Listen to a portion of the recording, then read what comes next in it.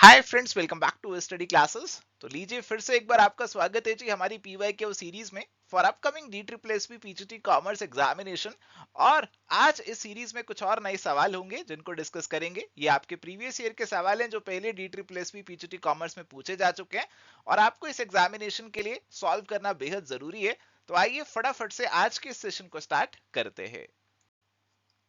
And प्यारे दोस्तों, अगर आपको ये नया सीरीज पसंद आ रहा है तो ये बात हम तक पहुंचाने का केवल एक ही तरीका है जी, वो है इस वीडियो को लाइक करके। तो फटाफट से इस वीडियो को लाइक कर दीजिए और हमें पता लग जाएगा कि अभी कितनी मेहनत अभी हमें और करनी है, कितना आप लोगों के लिए और काम करना है इस सीरीज के अंदर।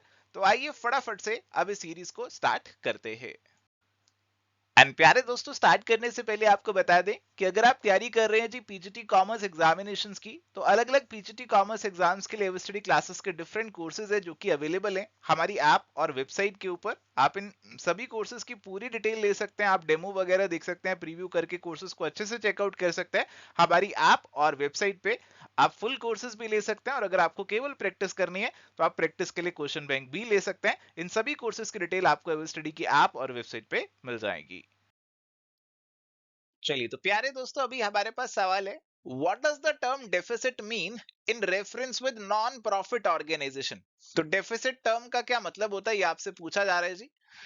तो डेफिसिट का मतलब क्या रहता है? डेफिसिट का मतलब है, क्या है जी बताइए। इनकम एंड एक्सपेंडिचर अकाउंट जब आप बनाएंगे तो अगर आपकी एक्सपेंडिचर साइड ज्यादा है, इनकम साइड कम है, तो इसका मतलब है कि this is a case of deficit. यहां पे नहीं आएगा डेफिसिट, तो इधर आएगा बैलेंसिंग फिगर। आपका इनकम कम है, एक्सपेंडिचर ज्यादा है, तो ये डिनोट करेगा excess of expenditure over income, यानी कि ऑप्शन नंबर 2 आपका आंसर यहां पे बनेगा।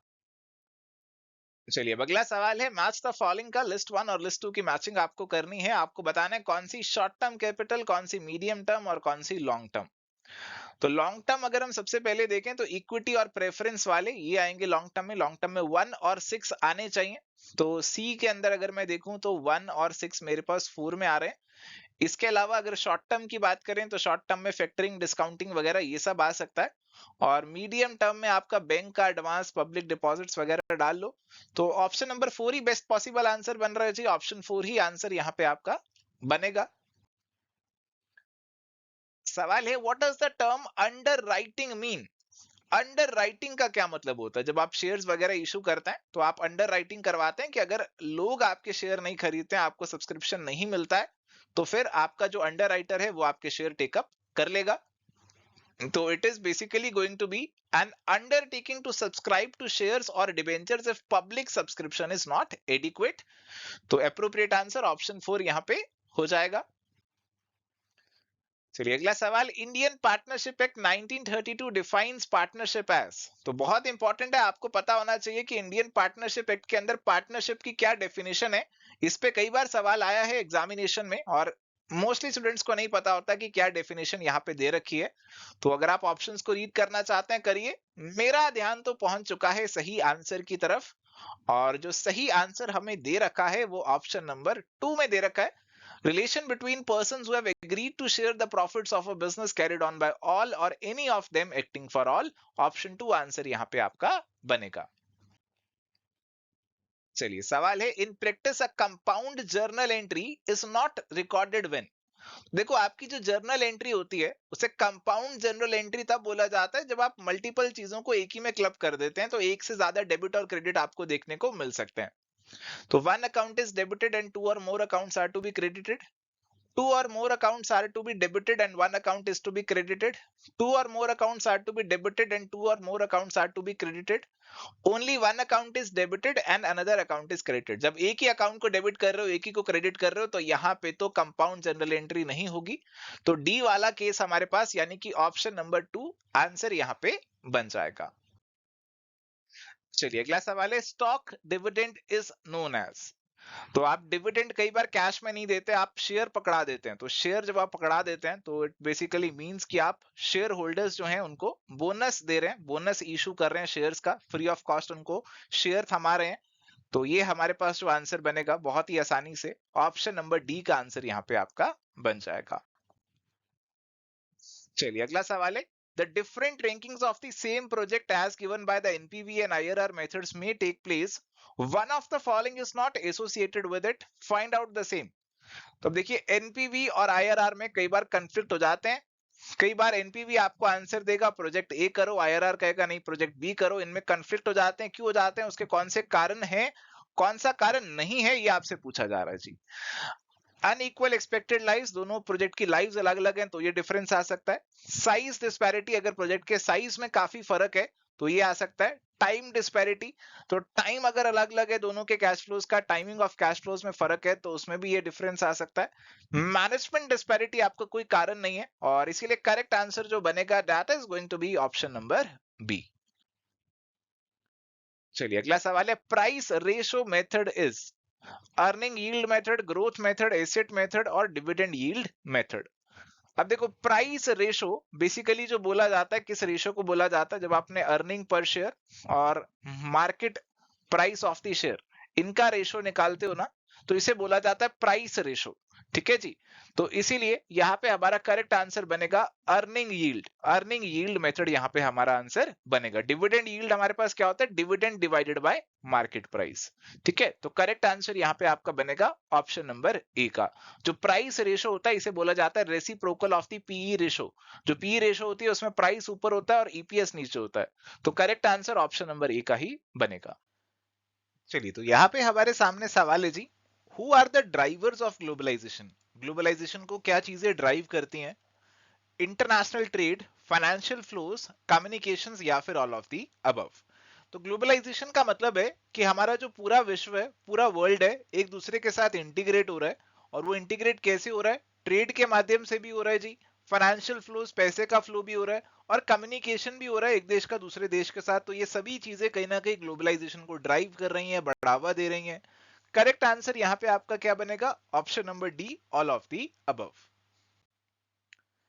Indian mercantile law is based on.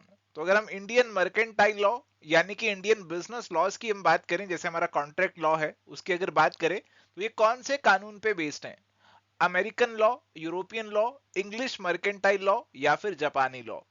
तो आप जानते हैं ऑलरेडी कि हमारा देश जो है वो गुलाम रहा है किसका, इंग्लिश का.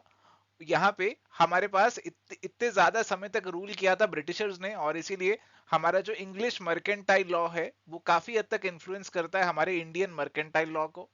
और करेक्ट आंसर इसीलिए यहाँ पे आपका ऑप्शन नंबर सी का बनेगा.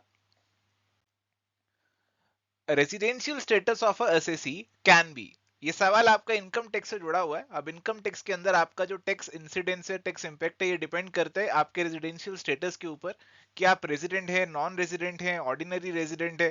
तो ये चीजें आपको देखनी पड़ती हैं. अब आपसे पूछा जा रहा है कि जो रेजिडेंशियल स्टेटस है किसी भी एसएससी का, ऑप्शंस दिए हुए हैं different for different assessment years, different for different current years, different for different previous years या फिर नन ऑफ दी अबव. अब देखो जी, जो हमारा रेजिडेंशियल स्टेटस है किसी भी एसएससी का, वो हर असेसमेंट ईयर में अलग अलग हो सकता है. अब कहने को तो हर प्रीवियस ईयर में भी अलग अलग हो सकता है. तो ऑप्शंस ये दोनों ए और सी वाले काफी क्लोज हो गए. बट जो हम टर्मिनोलॉजी यूज करते हैं that is assessment year. Generally हम ये बात करते हैं कि हमें रेजिडेंशियल स्टेटस निकालना है असेसमेंट ईयर का जिसमें हमें टैक्स पे करना है.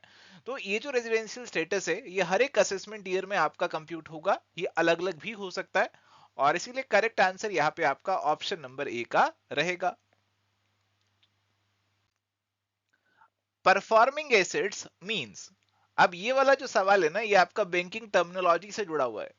अब आपने यहाँ पे एक टर्म सुना होगा NPA, non performing asset. Bank ने जो ऐसे लोन दे रखे हैं जिसपे बैंक को अब इनकम जनरेट नहीं हो रही है, वो परफॉर्म नहीं कर रहे हैं, उस पे इंटरेस्ट या फिर ईएमआई का पेमेंट नहीं आ रहा है.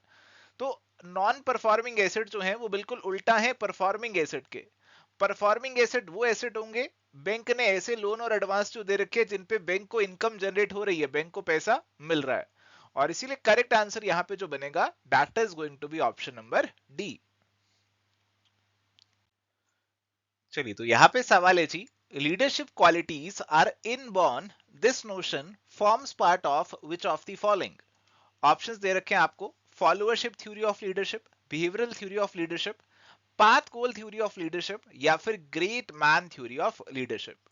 तो हमारी जो लीडरशिप क्वालिटीज होती हैं दे आर इनबॉर्न, यानी कि जो ग्रेट लीडर्स होते हैं they are born not made, ऐसी बात बोली गई है आपकी great man theory of leadership में।